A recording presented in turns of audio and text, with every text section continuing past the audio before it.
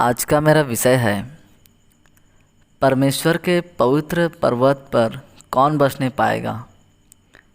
भजन संहिता 15 अध्याय हम 1 से 5 तक पढ़ते हैं। तो यहाँ पर लिखा है, हे परमेश्वर, तेरे तंबू में कौन रहेगा, तेरे पवित्र पर्वत पर कौन बसने पाएगा।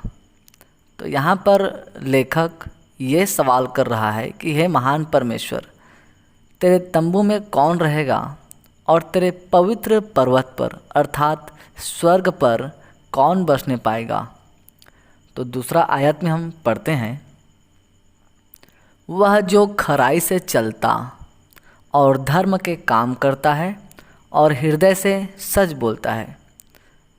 तो जो महान परमेश्वर पिता के मार्ग में खराई से चलेगा वही स्वर्गीय पिता के धाम में वास करेगा। हम बाइबल में बहुत सारे परमेश्वर के भक्तों के बारे में पढ़ते हैं जो परमेश्वर के मार्गों पर खराई से चलते थे। हम एलियाह नबी के बारे में देखते हैं, नबी मूसा के बारे में देखते हैं, हम एलीशा के बारे में देखते हैं, राजा दाऊद के बारे में देखते हैं और सबसे बढ़कर हमारा आदर्श प्रभु यीशु मसीह, वो महान परमेश्वर पिता के मार्ग पर अंतिम सांस तक खराई से चलता रहा। तो जो भी महान परमेश्वर पिता के मार्ग पर खराई से चलेंगे वही महान परमेश्वर के पवित्र पर्वत पर अर्थात स्वर्ग पर बसने पाएंगे। परंतु जिनका रवैया ढुलमुल रहेगा, जो महान परमेश्वर पिता के मार्ग पर खराई से नहीं चलेंगे, जिन्होंने अपने जीवन के महत्व को नहीं पहचाना कि हमारा जीवन केवल परमेश्वर की महिमा के लिए है, तो जो लोग परमेश्वर पिता के मार्ग पर खराई से नहीं चलेंगे वो महान परमेश्वर के पवित्र पर्वत पर अर्थात स्वर्ग पर कभी नहीं बसने पाएंगे। और फिर हम आगे पढ़ते हैं, और धर्म के काम करता है। तो जो लोग धर्म के काम करेंगे वही स्वर्गीय पिता के पवित्र पर्वत पर बसने पाएंगे। लेकिन जो अधर्म के काम करेंगे वो महान परमेश्वर पिता के पवित्र पर्वत पर अर्थात स्वर्ग पर नहीं बसने पाएंगे, कदापि नहीं बसने पाएंगे, क्योंकि यहोवा धर्मी है और वह धर्म ही के कामों से प्रसन्न होता है। महान परमेश्वर कभी भी हमारे अधर्म के कामों पर अगुवाई नहीं करता। हम कहें कि परमेश्वर मैं चोरी करने जाऊंगा, तू मेरी सहायता और मदद कर, तो महान परमेश्वर पिता कभी भी हमारे गलत काम पर अगुवाई नहीं करेगा। हम महान परमेश्वर से कहेंगे कि हे परमेश्वर, मैं शराब पीने जा रहा हूँ, तू मेरी मदद कर। महान परमेश्वर कभी मदद नहीं करेगा, कभी अगुवाई नहीं करेगा। हम महान परमेश्वर से कहेंगे, हे परमेश्वर, मैं जुआ खेलने जा रहा हूँ, तू मेरी मदद कर।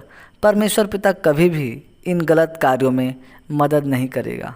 हम महान परमेश्वर से कहेंगे कि परमेश्वर, मैं बेईमानी के पैसे से, घूस के पैसे से अपने घर को बनवाने जा रहा हूँ, अपने बिल्डिंग को खड़ा करने जा रहा हूँ, तू मेरी मदद कर।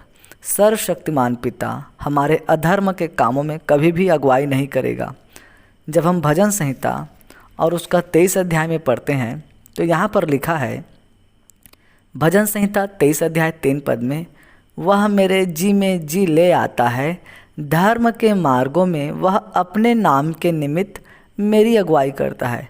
तो महान परमेश्वर केवल धर्म के मार्ग में अगुवाई करता है, अधर्म के मार्ग में अगुवाई नहीं करता। क्योंकि जब हम धर्म के काम करते हैं तो परमेश्वर हमारी अगुवाई करता है और हमारे धर्म के काम से हमारे परमेश्वर के पवित्र नाम की प्रशंसा होती है, हमारे परमेश्वर के पवित्र नाम की बड़ाई होती है। परंतु यदि हम अधर्म के काम करने लगें, हम बुराई करने लगें, तो इसमें हम अपने परमेश्वर के पवित्र नाम का अपमान करते हैं। इसलिए हमारा सर्वशक्तिमान परमेश्वर, जो सारी सृष्टि का सृजनहार परमेश्वर है, वो कभी भी अधर्म के मार्गों में अगुवाई नहीं करता, परंतु केवल धर्म के मार्गों पर ही अगुवाई करता है। फिर आगे हम पढ़ते हैं, और हृदय से सच बोलता है। तो जो हृदय से सच बोलते हैं वही परमेश्वर के पवित्र पर्वत पर अर्थात स्वर्ग पर बसने पाएंगे। कौन? जो हृदय से सच बोलते हैं। जो झूठ बोलते हैं वे परमेश्वर के पवित्र पर्वत पर कभी नहीं बसने पाएंगे। यूहन्ना रचित सुसमाचार 8 अध्याय 44 पद में लिखा है कि जो झूठ बोलते हैं उनका पिता शैतान है। परंतु जब हम यूहन्ना रचित सुसमाचार 3 अध्याय 21 पद में पढ़ते हैं, जो सत्य पर चलता है अर्थात जो सच्चाई के मार्ग पर चलता है वह प्रभु यीशु मसीह के निकट आता है, वह ज्योति के निकट आता है। तो जो हृदय से सच बोलते हैं केवल वही परमेश्वर के पवित्र पर्वत पर वास करने पाएंगे, क्योंकि यहोवा झूठों से घृणा करता है और झूठों का परमेश्वर के राज्य में कोई भी स्थान नहीं है। इसलिए जो सच बोलते हैं वही परमेश्वर के पवित्र पर्वत पर जाएंगे। 3 पद में पढ़ते हैं भजन संहिता 15 अध्याय 3 पद में, जो अपनी जीभ से निंदा नहीं करता और न अपने मित्र की बुराई करता है और न अपने पड़ोसी की निंदा सुनता है। तो जो अपनी जीभ से कभी किसी की निंदा नहीं करता वही परमेश्वर के पवित्र पर्वत पर वास करेंगे। जो अपनी जीभ से निंदा करता है, अपने दूसरे की बुराई करता है, दूसरे की चारली करता है, दूसरे की चुगली करता है, वे परमेश्वर के पवित्र पर्वत पर कभी नहीं जा पाएंगे। इसलिए तो हम पहला पत्रस 3 अध्याय 10 पद में पढ़ते हैं, क्योंकि जो कोई जीवन की इच्छा रखता है और अच्छे दिन देखना चाहता है वह अपनी जीभ को बुराई से और अपने होठों को छल की बात करने से रोके रहें। तो इसलिए जो अपनी जीभ से किसी की निंदा करता है वे कभी भी परमेश्वर के पवित्र पर्वत पर नहीं जा पाएंगे। और न अपने मित्र की बुराई करता, जो अपने मित्र की बुराई नहीं करता, और न अपने पड़ोसी की निंदा सुनता है, अर्थात जो लोग अपने पड़ोसी की निंदा भी नहीं सुनते। सिर्फ हमें किसी दूसरे की बुराई नहीं करना है, परंतु हमें दूसरे की निंदा भी अपने कान से नहीं सुनना है।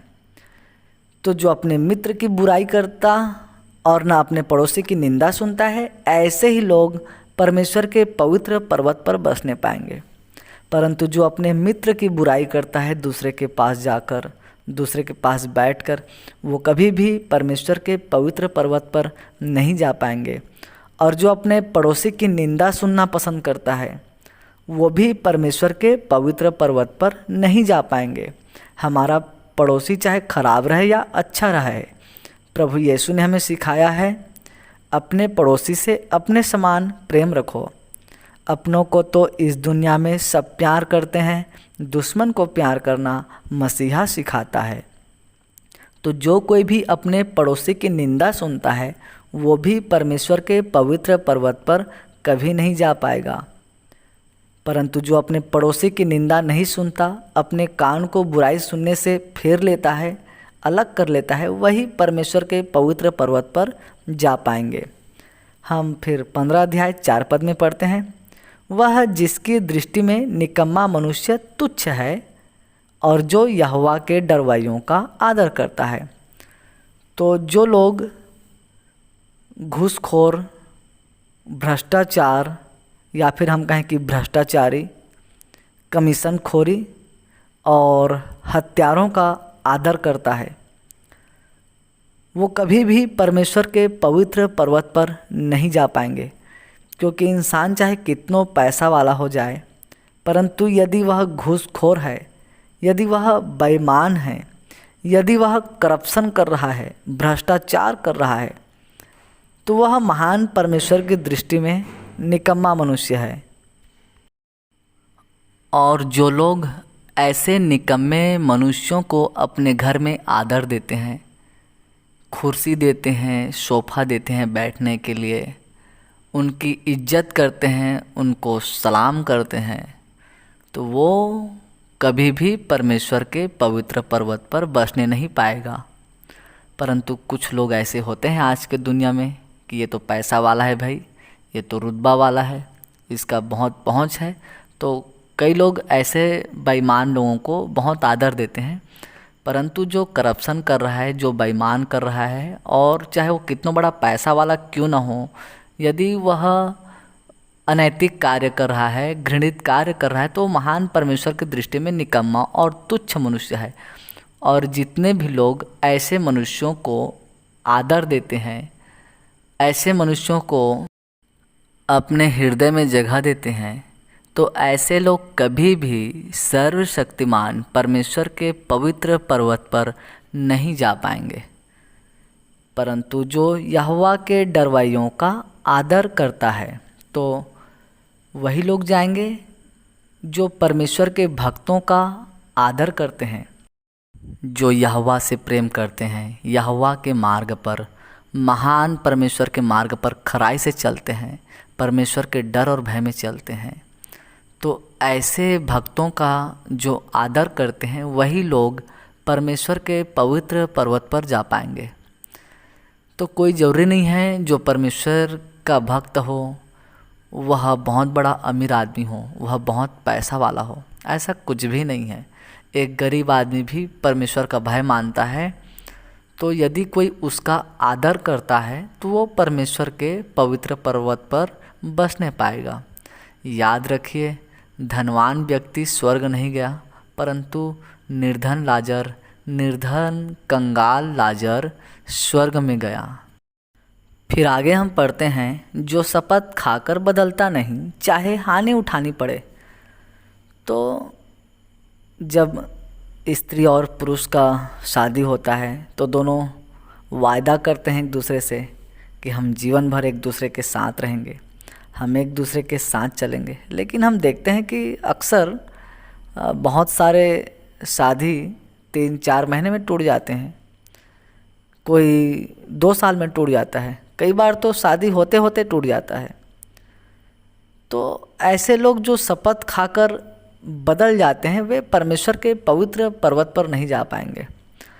कुछ लोग ऐसे होते हैं जो वायदा करते हैं कि हम यीशु के साथ, हम महान परमेश्वर के साथ निरंतर उसके मार्गों पर चलेंगे, परंतु जीवन में जब छोटी बड़ी कठिनाइयाँ आनी शुरू हो जाती है तो कई लोग परमेश्वर को छोड़कर चले जाते हैं। कई लोग प्रभु यीशु मसीह को छोड़ देते हैं और अपने वायदे को तोड़ देते हैं। कुछ लोग ऐसे भी होते हैं, जब परिस्थिति अच्छा हो जाता है, अच्छा खाने के लिए हो जाते हैं, अच्छा पीने के लिए हो जाते हैं, अच्छा पैसा वाला हो जाते हैं, तो कई बार कुछ लोगों के अंदर अहम आ जाता है, घमंड आ जाता है, तो लोग इस कारण भी बदल जाते हैं। तो जो बदल जाते हैं, जो अपनी शपथ को तोड़ देते हैं, जो यीशु के साथ वायदा तो करते हैं कि हम यीशु के साथ नूर में चलेंगे, यीशु के साथ प्रकाश में चलेंगे, लेकिन आगे जाकर प्रभु यीशु को और महान परमेश्वर को धोखा दे देते हैं, अपने वायदों को तोड़ देते हैं। तो ऐसे लोग परमेश्वर के पवित्र पर्वत पर नहीं जा पाएंगे, परंतु वही जा पाएंगे जो निरंतर परमेश्वर के मार्गों पर चलते रहेंगे। और जो वायदा हम करते हैं प्रभु यीशु के साथ कि हम निरंतर यीशु के पीछे पीछे चलेंगे, तो हम अंतिम सांस तक यीशु के पीछे चलते रहेंगे, तभी हम परमेश्वर के पवित्र पर्वत पर बसने पाएंगे, अर्थात स्वर्ग में जा पाएंगे। जैसा कि हम प्रकाशित वाक्य 2 अध्याय 10 पद में पढ़ते हैं, प्राण देने तक विश्वासी रह तो तुझे जीवन का मुकुट दिया जाएगा।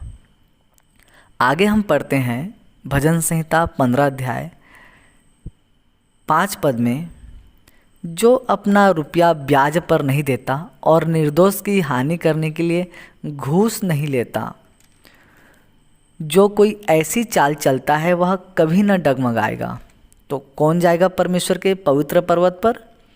जो कभी किसी से 1 रुपया ब्याज नहीं लेता, वही परमेश्वर के पवित्र पर्वत पर जाने पाएंगे। परंतु जो अपना रुपया ब्याज में चलाता है, अपना पैसा ब्याजों में चलाता है, ऐसे लोग कभी भी परमेश्वर के पवित्र पर्वत पर या फिर हम कहें स्वर्ग पर नहीं जा पाएंगे। और जो घूस लेता है वे भी परमेश्वर पिता के पवित्र पर्वत पर अर्थात स्वर्ग पर नहीं जा पाएंगे, क्योंकि घूस लेने वालों से महान परमेश्वर पिता सख्त घृणा करता है। तो घूस लेने वाले कभी भी परमेश्वर के पवित्र पर्वत पर नहीं जा पाएंगे, परंतु वही जा पाएंगे जिन्होंने कभी घूस नहीं लिया, जिन्होंने परमेश्वर के मार्ग पर आने के बाद अपने बुरे कामों को त्याग दिया है। वही महान परमेश्वर के पवित्र पर्वत पर बसने पाएंगे। तो महान परमेश्वर पिता इन वचनों के द्वारा आपको और आपके पूरे परिवार को प्रभु यीशु मसीह के नाम में आशीष प्रदान करे। आमीन।